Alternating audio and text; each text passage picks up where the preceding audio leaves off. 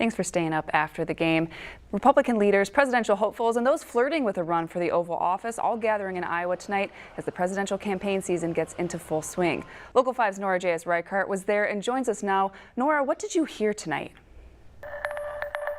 Yeah, Mary, I spent my evening at the Horizon Event Center over in Clive, where the Iowa Faith and Freedom Coalition held their annual kickoff dinner. Now, we're still months away from anyone casting their ballots, but many attendees tonight are already looking ahead. There were hundreds of Republicans, from everyday voters to presidential candidates, who were on hand for the event. And many of those voters were looking for some help deciding who they want to support when the caucuses roll around. There's a lot of issues that we need dealt with, but what's their priority going to be? I want to hear their priorities, because we need to focus on problem solving and priorities for our nation.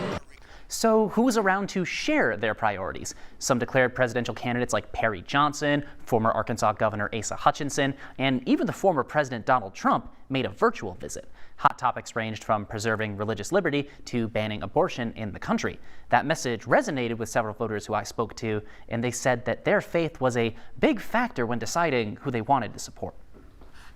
And also restore the Judeo-Christian American Republic, which the other side wants to destroy. So how's the presidential race shaping up now?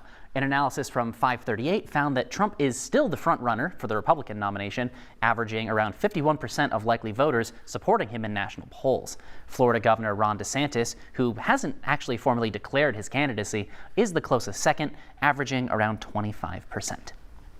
Now, it's worth remembering that with all of the presidential excitement going on, that despite some changes to the Democratic Iowa caucuses, the Republican caucuses will still be held first in the nation in February of 2024. Mary, back to you. All right, Nora, thank you.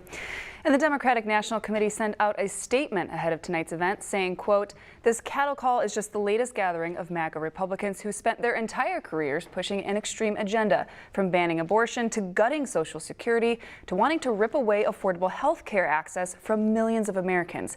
Each and every 2024 Republican has doubled down on their exceedingly extreme positions that are out of step with hardworking Americans and can count on being held accountable by voters."